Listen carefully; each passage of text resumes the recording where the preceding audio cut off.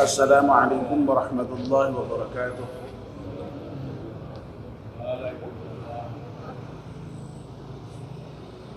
Bismillahirrahmanirrahim. Alhamdulillahirabbil alamin wassalatu wassalamu ala asyrafil mursalin sayyidina wa maulana Muhammadin wa ala alihi wa sahbihi ajma'in. Amma ba'd. Ibu-ibu, bapak-bapak dan saudara sekalian, mari kita mulai kajian subuh kita dengan berdoa bersama-sama. Bismillahirrahmanirrahim. Asyhadu an la ilaha illallah wa asyhadu anna Muhammadar Rasulullah. Raditu billahi rabba wa bil islami dina wa bi Muhammadin nabiyyan wa rasula. Rabbi zidni ilman nafi'a warzuqni fahman wa hukma wa alhaqni bis salihin. Amin. Alhamdulillah, pagi ini kita masih diberi kesempatan oleh Allah Subhanahu wa taala untuk bangun pagi, dan alhamdulillah kita bisa hadir ke masjid salat subuh berjamaah, dan sekarang melanjutkannya dengan melakukan kajian subuh. Kita mohon pada Allah Subhanahu wa taala semoga seluruh rangkaian ibadah kita di pagi hari diterima oleh Allah Subhanahu wa taala.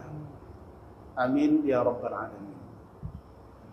Bapak dan ibu-ibu, kita masih melanjutkan kajian kita tentang orang-orang yang didoakan oleh para malaikat. Sudah banyak yang sudah kita kaji, dan di antara yang banyak itu bahwa momentum ketika seorang didoakan malaikat itu banyak terkait dengan ibadah sholat, terutama sholat berjamaah. Dari mulai orang yang menunggu waktu sholat, sebelum dimulainya sholat sudah didoakan malaikat. Orang yang di shaf pertama didoakan malaikat. Orang yang mengisi shaf yang kosong didoakan malaikat. Orang yang membaca amin dan aminnya berbarengan dengan aminnya malaikat ketika imam selesai membaca ayat ghairil maghdubi alaihim waladdallin, didoakan malaikat. Dan kalau tidak salah yang terakhir beberapa hari yang lalu, orang yang didoakan malaikat adalah orang yang tetap berada di tempat sholat, ya, tentu saja ya untuk berzikir dan berdoa kepada Allah Subhanahu wa taala. Berzikirnya, berdoanya sendiri sudah merupakan ibadah yang utama, dan duduknya ya setelah sholat yang bahasa kita itu tidak lamcing, tidak barsalam terus pencing, itu juga merupakan ibadah yang utama yang juga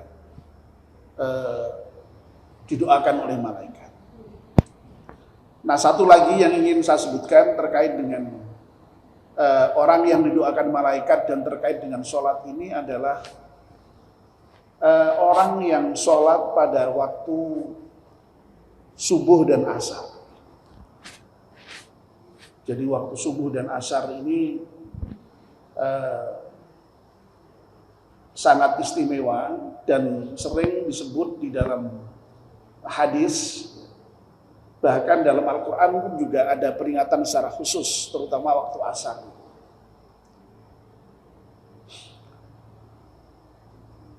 Jadi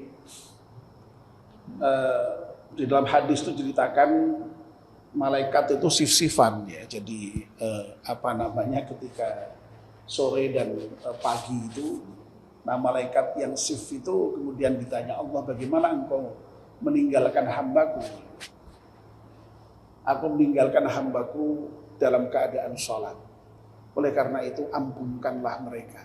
Ya, jadi disaksikan sekaligus didoakan oleh para malaikat, orang-orang yang sholat subuh dan asar itu. Nah, terkait dengan keutamaan sholat subuh, saya kira sudah sering sekali kita dengar ya, dan memang luar biasa ya, karena waktu subuh itu memang waktu yang membutuhkan ya perjuangan secara khusus ya, untuk bisa melakukannya itu. Karena pada umumnya orang itu tidur. Nah, untuk bisa sholat subuh tepat waktu itu ya harus memang berusaha ya, untuk bangun. Nah, disitulah kita bisa memahami betapa sholat subuh itu memiliki makna khusus dibandingkan dengan sholat-sholat yang lain. Ya. Demikian sholat asar. Sholat asar itu juga merupakan waktu yang relatif khusus juga, yang juga membutuhkan perhatian ya. Sehingga dalam Al-Quran itu ada ayat yang menyatakan hafizu 'alas sholawati was sholatil wusta wa qumu lillahi qanitin. Jagalah sholat-sholat secara keseluruhan, as-sholawat, semua sholat. Jadi semua sholat diperintahkan oleh Allah Subhanahu wa ta'ala untuk menjaganya.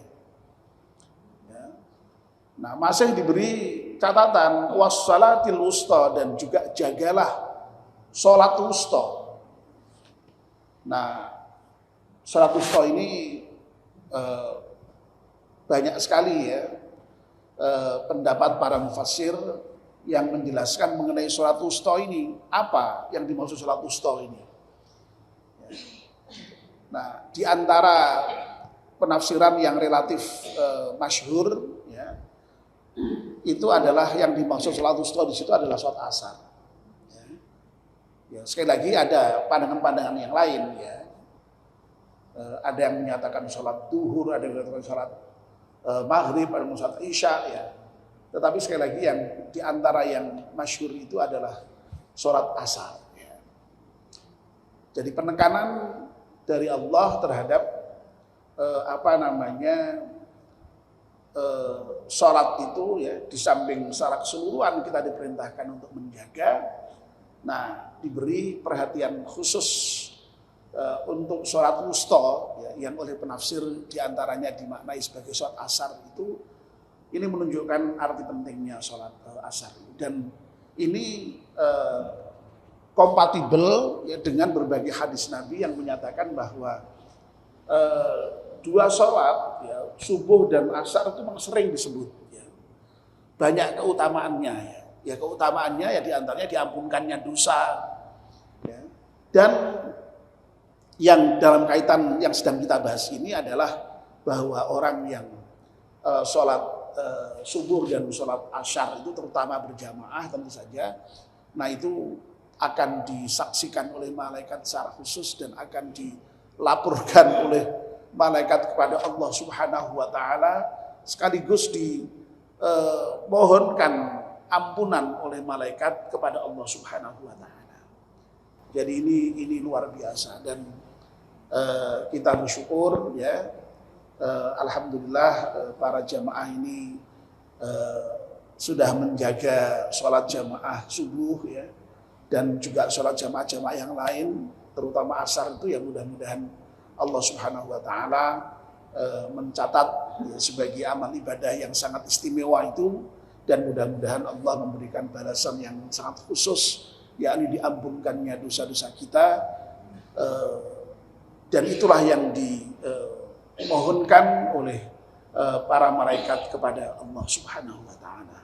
Amin ya rabbal alamin. Mari kita akhiri kajian subuh kita ini dengan berdoa bersama-sama. Bismillahirrahmanirrahim.